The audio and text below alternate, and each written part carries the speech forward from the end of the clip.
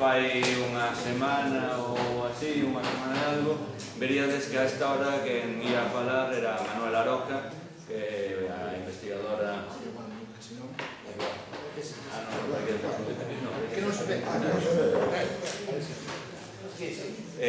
Bueno, Manuel Aroca, que é investigadora principal da Fundación Francisco Largo Caballero, que nos ia falar da UGT na clandestinidade e tal, pero bueno, por temas familiares de última hora que eran ineludibles, pois tivo que non pode estar hoxe con nos.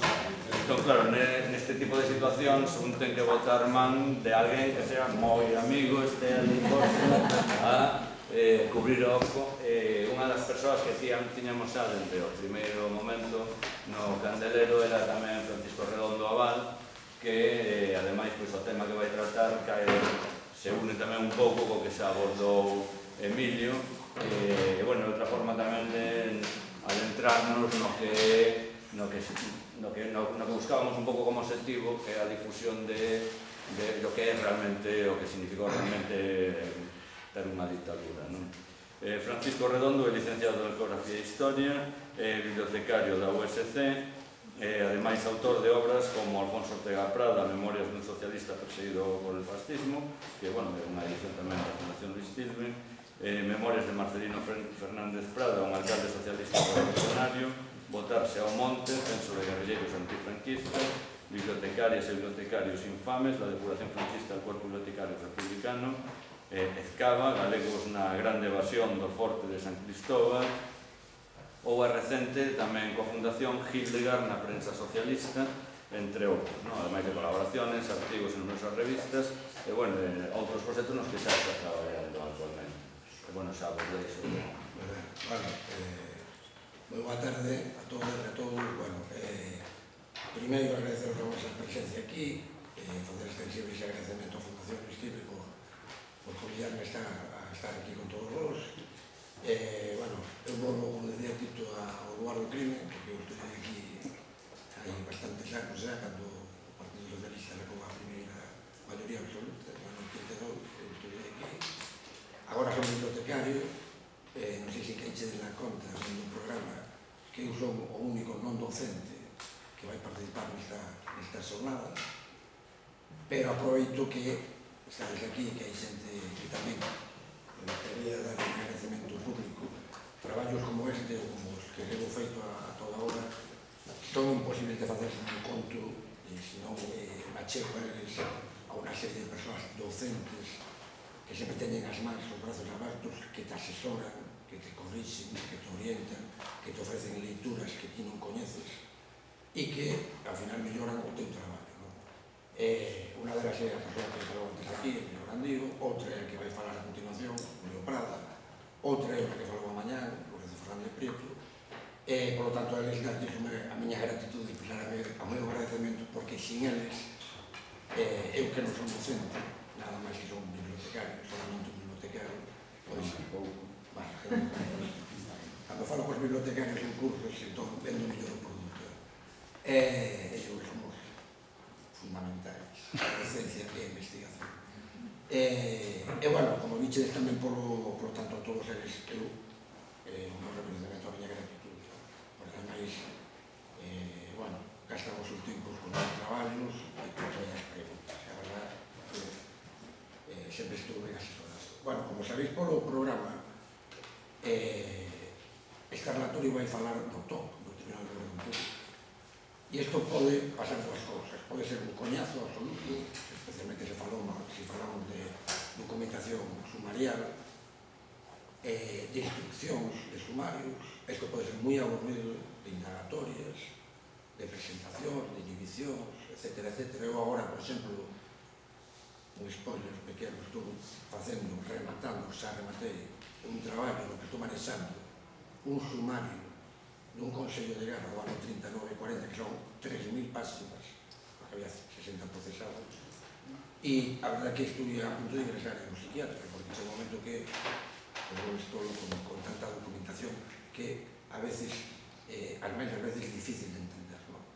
Eu vou a falar do TOP, e a outra alternativa que teño é intentar facerlo o máis ameno posible, non pasando o tempo, por suposto, e comentaros, situar históricamente que foi o top, intentar explicaros cales son os mecanismos internos do top, e o que máis me interesa a mí é cales foron os efectos, as consecuencias que tivo a actividade do top en varios cientos de persoas, 9.000 persoas en toda España, casi 500 en Galicia, sobre as súas vidas. Isto que vou intentar facer a partir de agora. Bueno, esta é unha foto do tribunal, dos magistrados, ves que son xente, bueno, que non teñen unha cara moi amigable, que digamos, hai un crucifijo diante. Eu non sei ese libro se foron españoles, ou o libro Principio do Movimento, ou a Biblia, non sei o que. Esta é unha foto sobre todo. Eu os quería, non obstante de entrada, se me permitides, lanzaros unha pregunta, porque se logo hai un debate que, como decía Emilio, me parece bastante máis enriquecedor que estar aquí durante unha hora alargando aquí un speech, eu non lanzo unha pregunta que é a seguinte, que me parece bastante relevante, non me parece unha pregunta menor.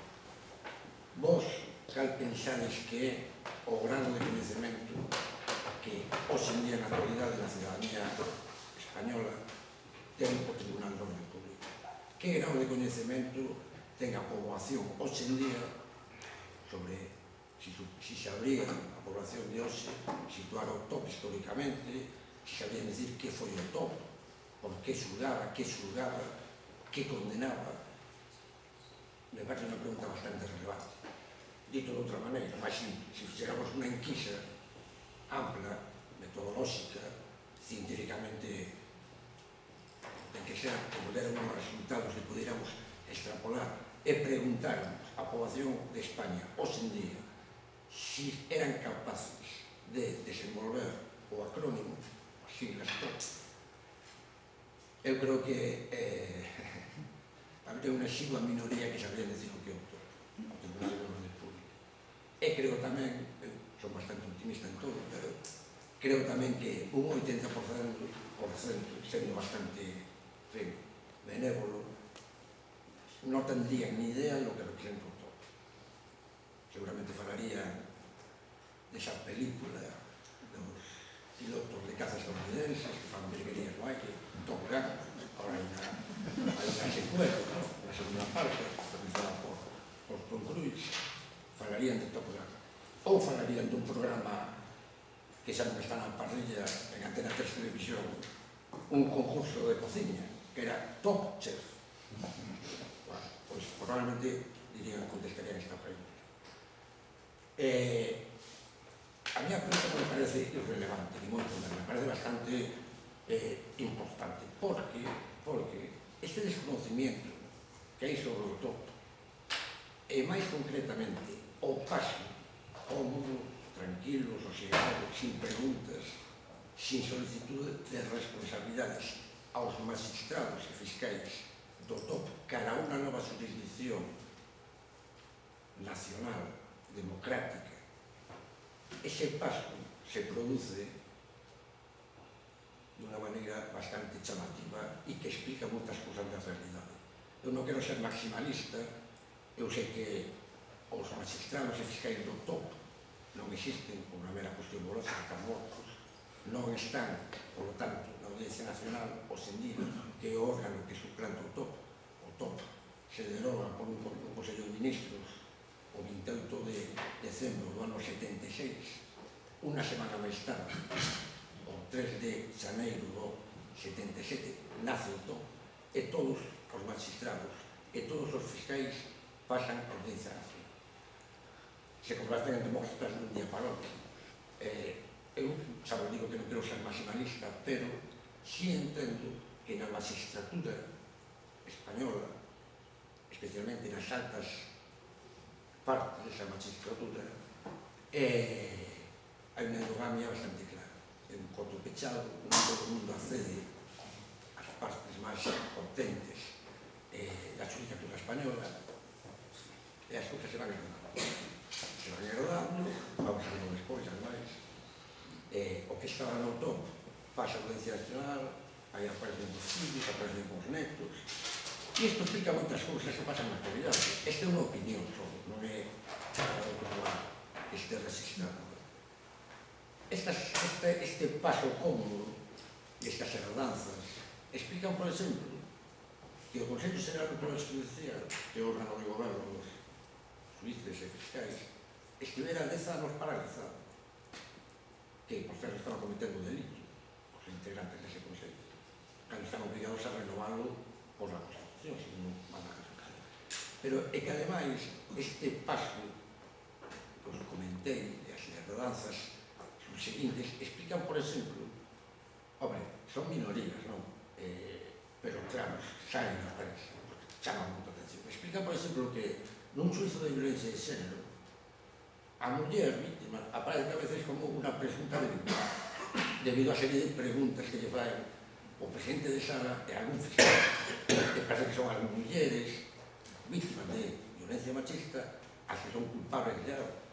Esto explica, por exemplo, opinar totalmente que o fiscal xeral do Estado se xente nun banquillo antes que a persoa que defrauda 200.000 euros en os servicios fiscais e que denuncia o fiscal. Isto me parece moi increíble. E isto explica tamén instrucción de mareas de 2 anos contra unha persoa que lle están buscando que é unha instrucción prospectiva. O que está pasando a Begoña Gómez, por exemplo. Bueno, pois eu creo que isto se explica con todo este tipo de asuntos. Ese paso que vos comentaba non é unha idea original miña. E aquí tenéis unha cousa que escribiu unha abogada, creo que hoxe Francisca Sampillo é a presidenta regional do PSOE da Comunidade de Madrid, e ela escribiu o prólogo lineal a un libro de Francisco Gor, que era un xornalista que cubría noticias do todo, e que escribiu este libro entre Supremo e Supremo. Ese Supremo, entre aspas, era o nome dunha cafetería que estaba enfrente do Tribunal Supremo. Entonces, entre Supremo e Supremo, unha historia... Bueno, o que decía Francisca Sampillo, irmán dun abogado asesinado en Atocha, un abogado laboralista asesinado a final de xaneiro do ano 77, pois Francisca Sampillo diz, non, desgraciadamente, ningún joven hoy sea periodista, esto lo escribe en 2012, sea periodista, abogado, juez, conoce bien lo que es el Tribunal Supremo, ya que poco se ha escrito sobre él, y es cierto. Es preciso recordar con precisión algunos acontecimientos históricos para que no vuelva a repetirse. O mismo que Francisca Sampillo pensa Alejandro Ruiz Duarte, este abogado, este sí que estuvo no despacho laboralista de Atocha, entraron 2 pistoleiros fascistas, amorrearon aos 20 personas que había dentro desa oficina, nunha esquina, e dispararon. El sobreviviu en conta que con moitas secuelas físicas e psicológicas, algo que está enfrente da morte. Ele escribiu este libro, que eu recomendo moito, que é o Sábado Lucero, na perspectiva crítica da Transición Española, e ele di: a incorporación natural ao proceso democrático por parte dos juíces e magistrados e fiscais do top foi tan contundente en la transición que incluso, bueno, como decía, jueces procedentes del top non só fueron depurados, es decir, non só foron preguntados, incomodados un pouco, sino que por el contrario foron ascendidos en la estructura de personas. É unha cosa moi similar a estos dos exemplos que vos poño, é o dun xornalista que é Alfredo Prima, que dice o seguinte: el Tribunal de Orden Público constituye un semillero de magistrados franquistas que continúan ejerciendo su labor durante toda la transición y prosigue ascendiendo en todas sus respectivas carreras, incluso durante la época de mayorías absolutas del PSOE de los años 80. E isto o di porque moitos daqueles magistrados do top alcanzaron ni máis menos que o Tribunal Supremo. Foron magistrados o tempo, foron premiados, recompensados e chegaron hasta o Tribunal Supremo. Esto di en este libro do ano 2013 que é Clave de la Transición. Bueno, esto que vos comentaba un pouco antes é a mesma foto que vimos anteriormente, dice un recordatorio para entender un pouco la justicia española, el Tribunal de Orden Público franquista. Bueno, se disuelve en 77 y 16 miembros, 10 pasan a la Audiencia Nacional y 6 pasan ao Tribunal Supremo. Esto é para que nos hagamos unha idea un pouco do que imos falar a continuación. Juan José de Águila Torres. Este é a persoa pioneira no traballo político. Esta portada que os traigo é a segunda edición. Eu manexei para o meu traballo a primeira edición, que tivo a súa historia tamén. Bueno, Juan José de Águila é un malagueño, está xubilado hoxe en día, foi xulgado no Consello de Guerra antes de que nacera o top, no ano 62, xunto ao seu pai. O pai era farmacéutico. Bueno, por uns altercados, e que o pai foi condenado a un ano de prisión que cumpriu, e ele foi absoluto. Isto ocorreu no ano 62.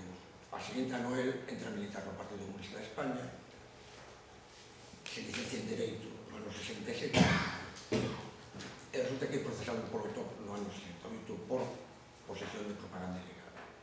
É acusado de ter propaganda ilegal, é procesado, ele é condenado a un ano de cárcel, que cumple en 4 presidios españois, en Cartagena, en Algeciras, en Madrid e en, non sei, outro lugar máis. Cando Juan José de Águila sale da cadera, do cárcel, se pone a defender a procesado del rector. Quero decir con eso, de Águila é un moi profundo coñecedor das interioridades do top, de como funcionaba o top. Ele estuvo nas dúas beiras da ría, estuvo como procesado polo top e foi defensor del procesado do top. El se converte en magistrado de lo social no ano 89 e en 1997 escribe unha tese de doutoramento que defende e que se titulaba El Tribunal de Orden Público top 13 años de represión política. Esa tese, 4 anos máis tarde, no 2001, é publicada por Planeta. Desde aquí pasou unha cosa moi curiosa, porque aos poucos días de salir o libro a rúa, a venda, o libro desapareceu. Bueno, dice que él ten unha página web que se chama Justicia y Democracia. Él explica ali que, bueno, hubo presións cara a Planeta, que coño, como sacamos isto, como sacamos isto, tal e cual. Isto foi no 2001, foi no século XIX. Entón, esos libros, bueno, apareceron todos almacenados nos locais de Planeta, e Planeta luciu problemas logísticos.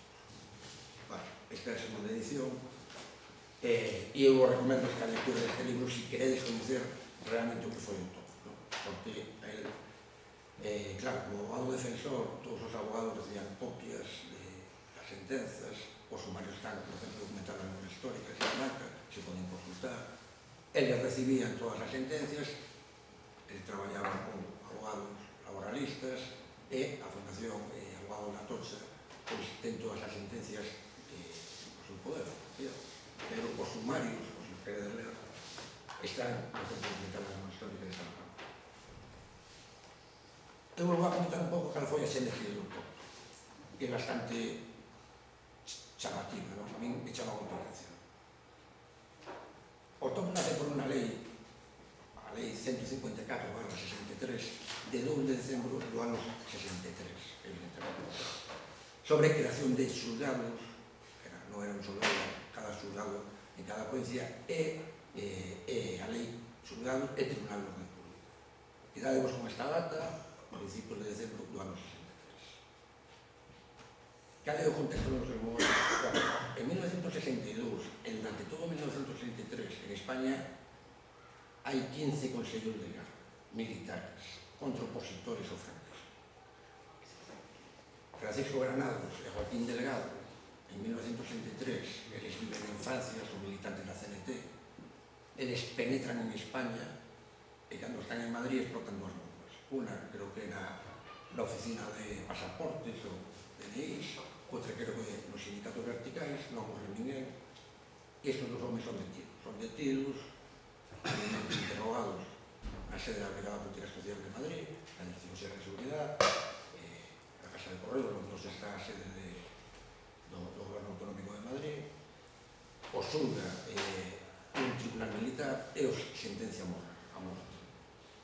Antes de que se produzca a execución, que además foi por Carlote Vil, para máis, aparece unha grabación dunha persoa que desde Francia recoñece militancia CNT e que el foi o autor das bombas. A policía o sabía xa, que eles non foran os autores da colocación desa bombas, e ainda así os executan. Hai un terceiro executado que ten moito que ver co top, Julián Grimao. Bueno, Julián Grimao xa sabéis que foi un destacadísimo militante do PC. Antes da guerra ele era militante de Izquierda Republicana de Azaña. Cando comeza a Guerra Civil, el se integra e pasa a formar parte do Partido Comunista. El vive casi toda a guerra en Barcelona. Unha cosa que decía antes Emilio sobre os servicios na retaguarda, os servicios de información. El forma parte do SIN barcelonés, do Servicio de Información Militar Republicano barcelonés. El traballa, el é responsable de unha checa. A mí non me gusta nada o término checa, é un término moi franquista, realmente. Está nun comité revolucionario que é certo que a xente que collen e meten dentro non o pasa moi ben, que digamos. Hai asesinatos, como no Madrid, como en Valencia, como en Cuenca, intentando limpiar a retaguardia republicana de emboscados, de espías, de sabotadores, de propulsores de loiadas, de bulbos, vamos, bulbos, é unha palabra que non existe en galego, de loiadas, de derrotistas e de quintacolumnistas. Entón, estamos, eso sería outro tema moi largo, nun contexto de guerra, donde se produjeron moitas martirías. Bueno, él é responsable Grimao dese comité que está en Barcelona, acaba a guerra, parte para os sitios, se vai para Cuba, volve a Francia. En 1954 ele integra no Comité Central do Partido Comunista de España e en 1959, por moito que parezca extraño e asombroso, o Comité Central do PC o manda a Madrid. A ver, Grimao era un tío moi coñecido, estaba moi controlado físicamente, etcétera, etcétera, por la Brigada Político-Social. Era coñecido, pero vivía en Francia. Si non podía votar a man, o votaba. A mí me parece unha imprudencia bestial que acaba coa súa vida, claro. El ven a sustituir a Simón Sánchez Montero, que é detido en Madrid, que era colaborador de Jorge Semprún, de Federico Sánchez.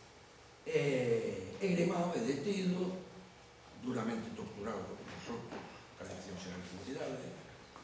Ele é arrosado por unha fiesta, a policía dixo que se quería suicidar, que se había tirado él, eso non é certo. Rompe os osos de todo o corpo, o dira nun hospital e, cando recupera un pouco, o xulga un tribunal militar. E o executa por fusilamento o 20 de abril do ano 63. Cando ele o fusilan, 20 días antes, a primeiros dese mismo mes, o Consello de Ministros xa ten redactada a lei pola que se crea o Tribunal de Orden Público.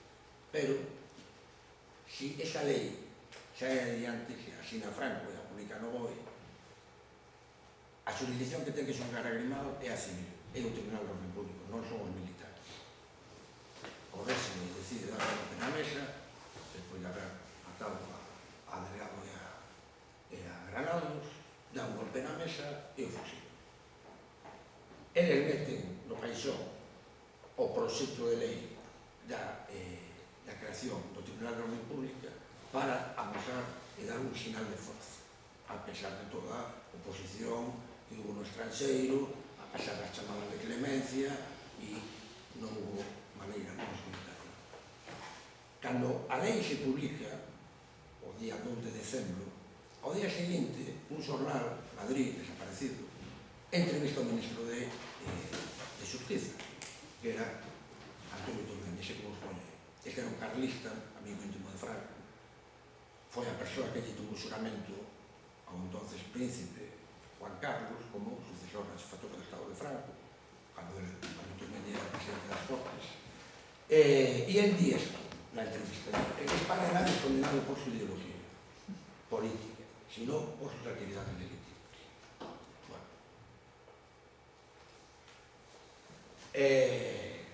Isto xa é histórico, non? Isto é o toque nace por esta lei, 154-63, durante a segunda legislatura dos franquistas, é a novena remodelación do goberno, en xullo de 1962, coa entrada de membros tecnócratas e membros do poder, que realmente entraran antes, creo, me correxides, no ano 59, convenceron a esta xente a Franco, que eran morables, de que o país non podía vivir na autarquía, que se necesitaban divisas, que había que abrir un país, que había que importar y exportar, y que non se podía vivir, vamos, da lei.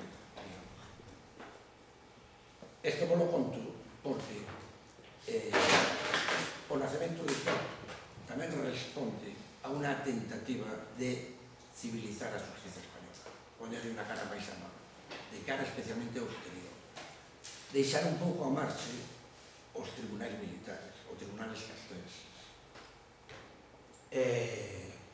Isto que vos ponho aquí debaixo, unha función de legitimar o réxime de cara ao exterior, non facer o tan bestia. De feito, a sede do autor vai estar no Pazo das Salesas, que é onde estaba o Tribunal Supremo, está actualmente o Tribunal Supremo realmente.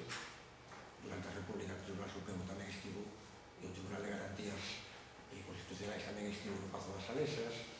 E do que se trataba era, bueno, xa de vos estudiou, sin modificar un ápice as bases estructurais do franquismo, vamos a ver un pouco isto, que crean que non somos tan salvajes aquí en España.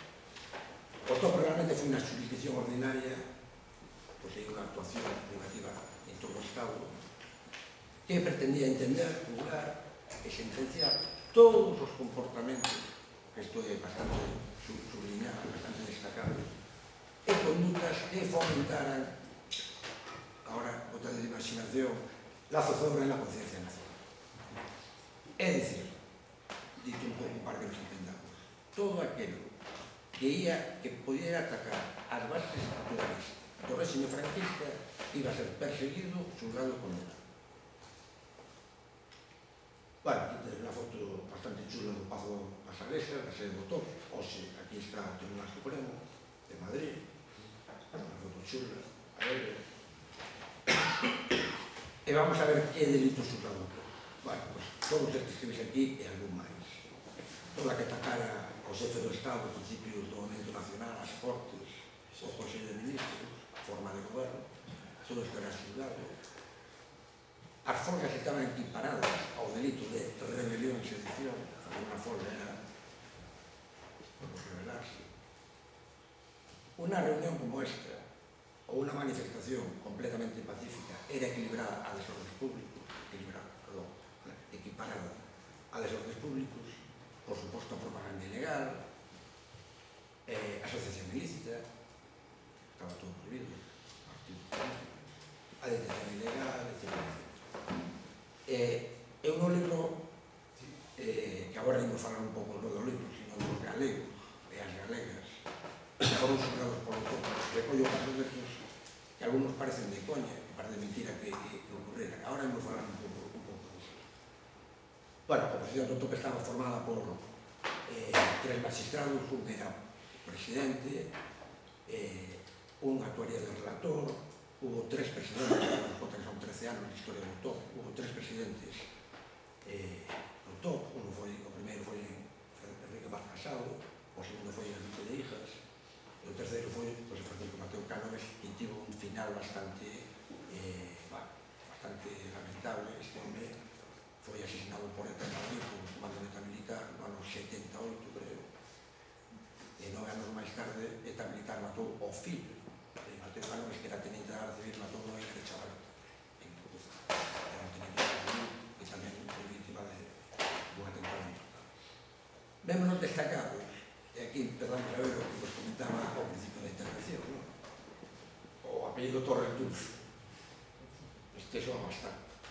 Xa non digo Mariscal de Gante, a filla de Jaime Margarita, que era o que se chamaba, foi ministra de Justiza con Aznar. González Cuellar, bueno, a mí son apellidos que me soan bastante. Por citar dous galegos, Fernando Méndez, pontevedrés, amigo, magistrado titular, e un fiscal de aquí de Compostela, que era Jesús Ipapo. Esta é unha frase que eu vos traigo porque resume mellor que nada todo o que vos estou contando. Está sacado o libro de Francisco Bastida, Jueces y Franquismo, que publicou no ano 86, hai bastante tempo. E di que todos os integrantes do TOP se identificaron totalmente coa ideología franquista de unidad, espiritualidad espiritual, política religiosa, sindical, moral e de cualquier índole. todos eles estaban obligados a xurar antes de acceder, todos os magistrados de España e os fiscais, estaban obligados a xurar fidelidade a Franco, a Caudillo e aos principios do movimento nacional. Volvo a repetir o mismo, a forza de ser reiterativo. Eles pasaron despois, de un día para outro, en unha semana, a traballar unha institución judicial absolutamente democrática. E ninguén protestou, ninguén preguntou, ninguén protestou. Os abogados do tonto, bueno, es que tiñan un papelón encima. O certo é que sempre mantiveron aferroados discursos na procura de distinguir, isto é moi importante, entre Estado franquista e réxime político franquista. Ti podías falar do Estado franquista, pero o que estaba completamente prohibido, mas que expulsaban da sala, era falar do réxime político, atacar as bases do sistema. As súas estrategias de defensa sempre eran moi brillantes, porque estos eran xente moi inteligente, moi ben formada, moi comprometida tamén, pero todo era frustrante realmente, porque moitos das persoas que entraban procesadas no todo estaban condenadas de antemano, por unha gran maioría realmente. E as broncas, as agazadas que había entre os abogados e os magistrados eran diarias, eran continuas, especialmente cando os abogados preguntaban e querían respostas sobre os malos tratos recibidos polos seus clientes patrocinados cando foran interrogados as comisarías e colamos da Real Política Social. Iso sabía que se interrogatorios. Entón, aí, as expulsiones dos abogados, quizá xa sabían que non tiña nada que facer, eso se producía día sí e día tamén. Bueno, isto da Brigada Política Social é o mesmo que vos dicía para os fiscais e para os magistrados do todo. Estes pasaron de un día para outro, en unha semana, de estar torturando por asociación ilícita, pois pasaron a ser miembros de Servicios de Información do Estado, miembros do grupo antiterrorista, ninguén les preguntou, ninguén les molestou en absoluto, e viviron cómodamente, sin ningún tipo de problema. Galegos e galegas no Tribunal de Constitución. Bueno, eu teño recollido, a través das sentenzas, das leis sumarias tamén mí, que 400 homes e 37 mulleres nacidas en Galicia, ou residentes en Galicia, ou galegos que residían fora de Galicia, pois foron procesados por todo. Estos representan, estes galegos, as persoas nacidas en Galicia, estos representan o 5% das 9.000 persoas que foron xulgadas en todo o Estado español por o Tribunal de Constitución. O primeiro galego xulgado foi un militante de CNT, ferroviario, da Coruña, que vivía en Xixón, onde foi detido, e que se chamaba Pedro Ordán de la Fuente, e foi detido por ter o seu poder propaganda de CNT. E foi condenado ao 11 de xullo do ano 64, había pasado 6 meses de que a posta en funcionamento do tribunal, a un ano de prisión menor que unha multa de 1.000 pesetas, que para o ferroviario, en o ano 64, entendo que serían unha fortuna, realmente, os 1.000 pesetas daquela era máis de... O último galego xulgado polo tonto foi un labrego de La Baracha, José Javier Lebrón, que foi procesado e condenado por tenencia ilícita de armas. En realidade, estamos falando de que non tiñan permiso para andar con escopetas, se supone que para caza, e foi condenado tamén a 6 meses de prisión. Estas condenas, que poden parecer non moi altas, estas se cumplían desde o primeiro día hasta o último, que non había nada de nada, non había nin permiso, ni había terceiro grado, ni había... Aquí vos traigo un pouco os tantos por cento das idades dos procesados, e como veis, prácticamente o 50% eran mozos de entre 21 e 30 anos. Estos foron os máis afectados polos tribunales do topo. Veis que hai aí un 1%, 1,7% de persoas que tiñan 16 e 17 anos. Na época franquista, a idade para poder xulgar unha persona eran os 16 anos. Esos eran personas, unha persona con 16 anos era considerada que se podía xulgar, se podía condenar e podía irse a prisión. Hasta os 21 non era maior de edad, pero aos 17 se les podía xulgar. Hai un caso de unha rapaza de 16 anos que que pertenecía a organización Obreira en Vigo, que foi detida na Madroa, ao lado do zoológico, ao lado do tren na oferta, na actualidade, porque levaba propaganda ilegal. Ela foi absolta, pero foi procesada, quedou con antecedentes penais, e o compañero dela, ese que tiña 22 anos, creo, ese sí que foi condenado a prisión. Bueno, esta é máis ou menos a elaboración das cidades. Aquí tenéis os procesados segundo a súa orixe. Como veis, a maioría dos procesados no top proceden das dúas provincias atlánticas, costeiras, que son a Coruña e Pontevedra, e iso ten unha explicación moi lógica. A Coruña e Pontevedra son as dúas provincias que concentran máis poboación, son as provincias máis industrializadas, os astaleiros en Ferrol, os astaleiros en Vigo, a industria de Citroën en Vigo, e son as provincias máis poboadas. E, por outro lado, a única universidade aqueles anos era esta daqui, esta en Compostela, a Universidade de Santiago. E, por lo tanto, bueno, é lógico un pouco que estas dúas provincias abarquen a grande parte da población procesada de todo. Bueno, non sei se lo veis moi ben isto. A ocupación dos encartados, dos procesados, traballadores, casi un 40%, estudantes, galego falo, estudantes un 28%, liberais, é dicir, catedráticos, profesores, abogados, enxeñeiros, delineantes, profesores, etc. Un 25% e hai outro entre os que hai sacerdotes. Hai 3 sacerdotes galegos de Ferrol que foron procesados e condenados a cárcel e comeron cárcel por todo. Os delitos son, bueno, como veis, a asociación ilícita se leva a grande parte do tanto por cento dos procesos. Logo está seguido por manifestación, reunión non pacífica, propaganda ilegal, que tamén era un delito bastante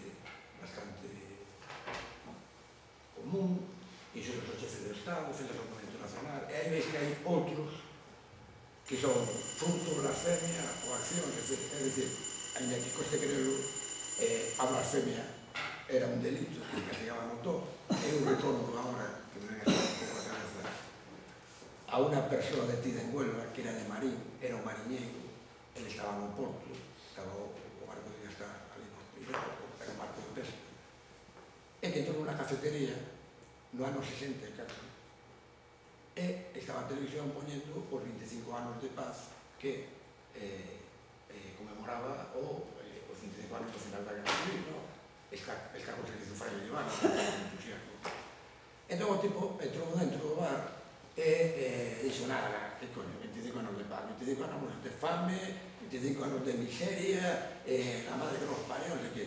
Aos 2 minutos entrou a policía, levou uno, e este home que se sabía que se enfrentaba a unha pena que podía chegar aos 2 anos, desapareceu. Logo hubo unha declaración por parte do xurado de rebeldía, en busca de captura, rebeldía, e uno non liga a saber nada máis. Inxurias ao xefe do Estado, ofensas ao movimento nacional. Outra cousa, outro caso, que parece que son coñas, pero coñas non son.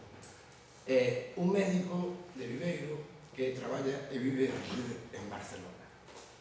O atestado de o sumario, que o tipo, bueno, un pouco participaba nun bar, que iba un pouco pasado de copas, entón me entrar a un anciano con unha camisa azul e unha flechas aquí, que viña dun acto de homenaxe aos caídos. E este médico, que se chamaba Camaño, de Viveiro, viu o paisano e se puso dos lados.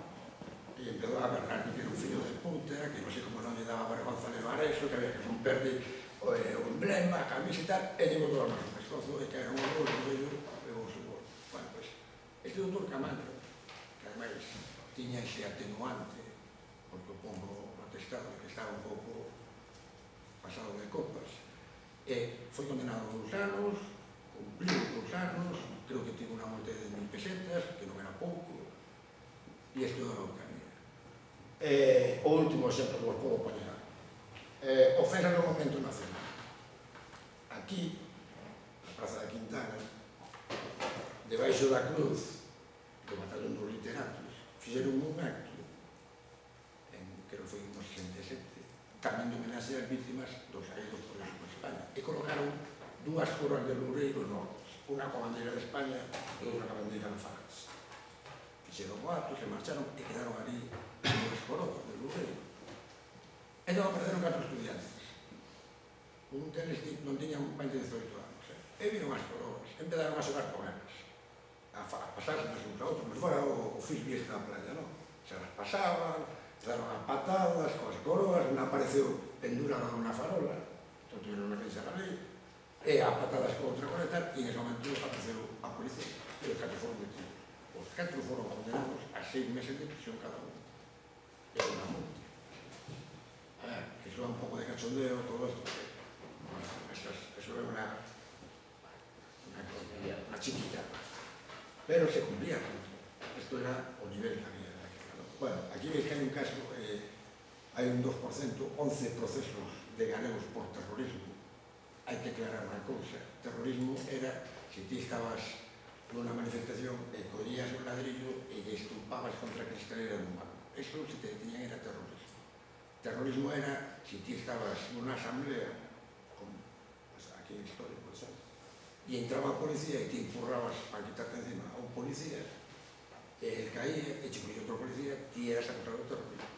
Pero é certo que hubo un caso de un galego que sí que foi portado por autopo militar, sin acción sanguinaria de ningún tipo. Bueno, cousas destas, vou rematando xa, porque son as 6. Os sumarios incoados por ano, o ano 72, se eleva o máximo número de procesos. Isto ten unha explicación moi clara, aquí ten el mellor este gráfico, e isto ten unha explicación moi clara, que ven desde unos anos antes, ¿no? En 1962 hai folgas nos esteros de Vulcano Barreras, entran Vías de Vigo, no 63 e 64, 65, nace a UPA, nace o Partido Socialista Galego, se pasa aos procesos do Castelo de Miño, do Encoro, xa sabedes, todo eso.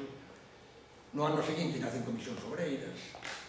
En 1967 hai unhas bestiales movilizacións en Bazán de Ferrol e hai a folga do leite de Lugo, que les pide que se les pague a produción de leite como corresponde. No ano 68, entre xaneiro e marzo, hai unhas movilizacións estudiantis aquí na USC tremendas, realmente se adiantan en uns meses ao baño francés, esa movilización, eso foi así. No verano 71 nace a Organización Obreira, unha escisión pola esquerda de Comisións Obreiras e do PC, que tiveron moitísimo protagonismo na folga do 72 en Vigo. En febreiro hai, contra todos estes estudiantes que nos comentaban muitas represalias. No ano 72, en marzo, sabéis que se producen os procesos de Ferrol, en Pías, morren Amador e Danel, tiroteados pola policía, hai outros 80 feridos de bala, hai unha vaga de folgas bestiais por toda Galicia, e a consecuencia é que no ano 72 os sumarios se disparan, que foi de todo isto. Acumulación de procesos. Hai 2 persoas que teñen 4 procesos, isto é bastante, xa vou rematando, isto é bastante importante, porque se tienes condenado nun primeiro proceso polo topo e volvías a ser procesado polo topo, iso era unha atenuante. Ti se viñas condenado de outro proceso, xa comenzas a hacer, pero iso atenuaba a tua pena, por lo cual casi non te libraba. Bueno, pois estes 2 sindicalistas ferroláns, dos Moreiras, Francisco Pillado e Manuel Pillares, tiveron 4 procesos. Con 2 procesos, con 3 humanios, veis que aí está xente, e con 2 hai xente bastante coñecida. Carmen de Ferrín, que xa era daquela catedrático de Lingua e Literatura Española en Santa Irene, de Vigo.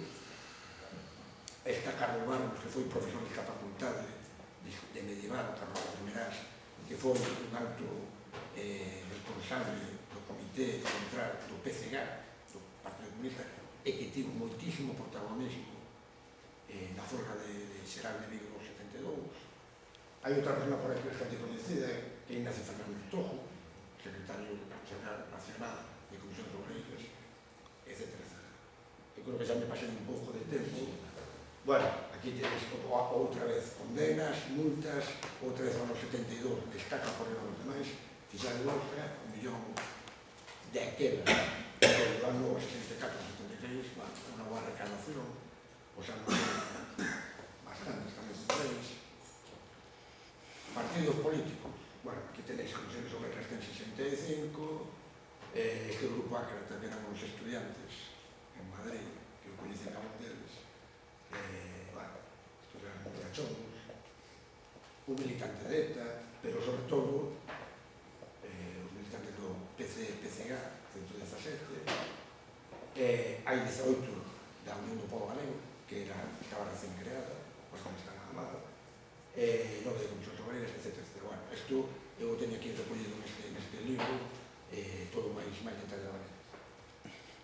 Cando se suprime o top, o que vos contaba antes, o 30 de dezembro de 76, o Consello de Ministros aprova o Tribunal de Orden Público, e unha semana máis tarde, o día 5, se aproba unha nova jurisdicción que é o disciplinar. Os poño isto para rematar, porque veis aí que Rafael Gómez Chaparro, non sei se o coñecedes, o Xoa de Amo, era un magistrado procedente do top, que foi o xuiz instructor do sumario 1377 do sumario número 1 da Audiencia Nacional. Este sumario é o que xulgou aos detidos pola matanza de Atocha, aos pistoleiros fascistas. Entón os abogados das acusacións nesta instrucción decían, pero vamos a ver, isto non poñer ao forno coidando o galiñeiro.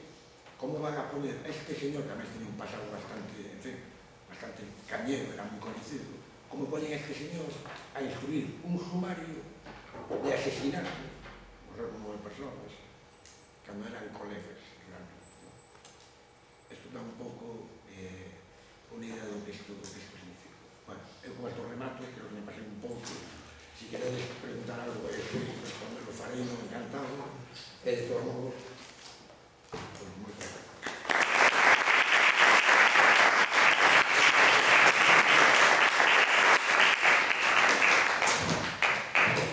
Se hai alguna pregunta moi rápida, se non pasamos ao seguinte.